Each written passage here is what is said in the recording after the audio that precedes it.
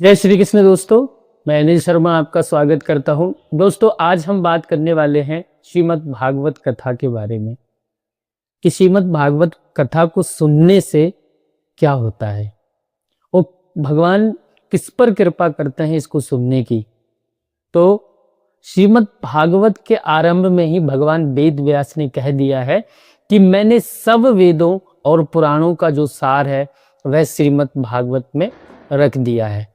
और फिर इसकी महिमा क्या है? इसके श्रवण मात्र की इच्छा यदि किसी के हृदय में हो जाए, और श्रवण की इच्छा होती कब है?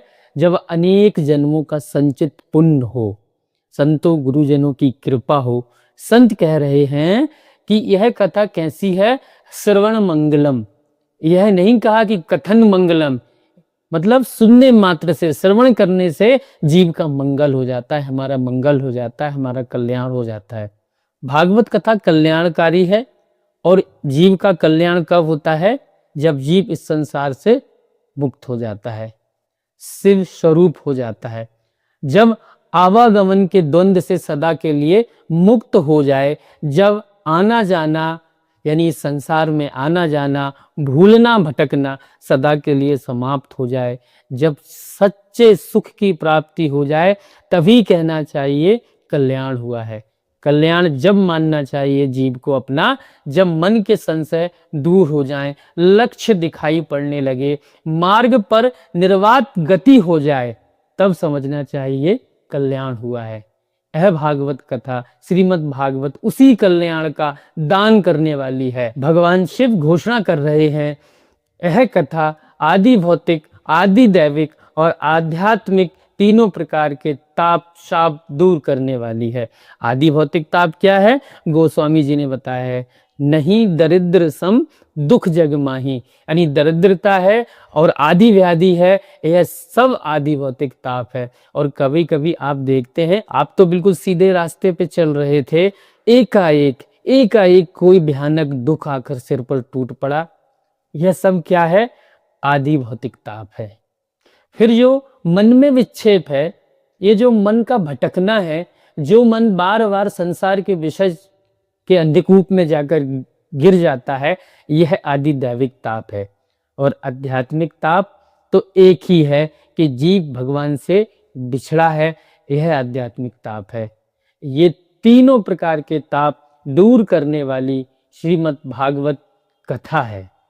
यह वह गाथा है, जैसे तुलसीदास जी मानस के लिए कहते हैं कि मंगल करण कलिमल हरन तुलसी कथा रघुनाथ की। यहाँ जो बात जानने योग है उसी को बता रही है। और जानने योग क्या है? जिसको जानकर सुख मिले, शांति मिले, जीवन में स्थिरता आए और अपने स्वरूप की सिद्धि हो, जिसको जानने से अंतःकरण शुद्ध हो, वही जानने योग्य है।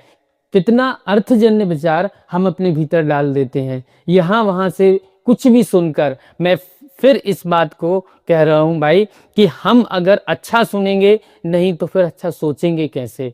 अच्छा सोचेंगे नहीं तो अच्छा समझ नहीं पाएंगे, और सोचना समझना ही यदि ठीक नहीं हुआ तो ठीक करना कैसे होगा? बहुत विचार कर भक्ति मार्ग के आचार्यों ने, संत जनों ने, गुरुजनों ने भी और स्वयं भगवान ने भी कहा, अच्छा सुनो, पहली भक्ति है। पहली भक्ति क्या है? अच्छा सुनना। सुनने वाली वस्तु को ही हमारे कान से अंदर जाना चाहिए। सबसे पहले इस इंद्रियों को भजन में लगाइए, सुनने को, कान को भजन में लगाइए, इस इंद्रियों को खींचकर सन्मार्ग पर लेकर जाइए। विषय का सेवन करने से भी ज्यादा भयानक है विषय का चिंतन करना। ध्यान दें दोस्तों कि विषय का सेवन करने से भी ज्यादा भयानक है विषय का चिंतन करना। विषय का चिंतन कैसे होता है? विषय की वार्ता श्रवण करने से ही विषय का चिंतन होता है। आप देख लेना, आप इसका अनुभव कर लेना। आप विषय वार्ता का सेवन करोगे, हम यहाँ वहाँ इधर उधर बैठ के चार बातें अगर विषय वार्ता की करते हैं तो चिंतन दूषित हो जाएगा, इससे हमारा विचार दूषित हो जाएगा। जैसे एक व्यक्ति हमारे पास में खड़ा धूम्रपान कर रहा है, आप नहीं कर रहे पर वो कर रहा है, पर उसकी थोड़ी बहुत क्षति तो हमको भी होगी। इसको कहते हैं पैसिव स्मोकिंग। आपके साथ रहने वाला व्यक्ति अगर धूम्रपान करता रहता है, आप नहीं करते, तो आपका स्वास्थ्य भी कहीं ना कहीं थोड़ा घना उससे प्रभावित होगा। ऐसे दो लोग व्यर्थ की बातें करते हैं, दो लोग विषय की बातें करते हैं, और हमने कहा कि हम तो उनके साथ सिर्फ खड़े हुए हैं भाई, हम तो बातें नहीं कर रहे हैं, हम तो विषय की बात नहीं कर रहे, लेकिन हम तो सिर्फ खड़े हैं। लेकिन केवल बैठने से उनके साथ में, उनकी बातें कान से सुनने से, वो जो कान से भीतर जाएगा, आपके चिंतन को, आपके विचार को दूषित करेगा। आप कभी भी इसका अनुभव करना। पर बात क्या है कि जीवन में सत्संग के अभाव में विवेक रहता नहीं है और हम सावधान नहीं रह पाते। और भूल तो ऐसी है कि भूलते भूलते व्यक्ति को यह भी भूल हो जाती है कि मैं भूल कर रहा हूँ, भूल कैसी होती है, भूल क्या है। भूलते भूलते व्यक्ति यह भी भूल जाता है कि मैं गलत कर रहा हूँ। यदि गलती को आप बार बार दोहराते हैं, आप ध्यान रखना, आप वहां पहुंच जाओगे जहां गलत आपको ठीक लगने लगेगा, आपको लगने लगेगा यही ठीक है। इसलिए तुलसी बाबा कहते हैं, विधि सकल जीव जग रोगी। रोग तो सबको है, कोई बिरला होता है जो इसे पहचान लेता है कि मेरे भीतर रोग है। कौन पहचानता है? जिसके जीवन में विवेक का प्रकाश होगा, जिसकी बुद्धि विवेक से प्रकाशित होगी, वही पहचानेगा भाई कि मैं रोगी हूँ। वही दौड़ेगा सतगुरु रूपी वैद्य के पास, वही याचना करेगा गुरु से औषधि की, वही पथ्य को पथ्य का विचार कर पाएगा जो पहले यह स्वीकार करे कि मेरे को रोग है।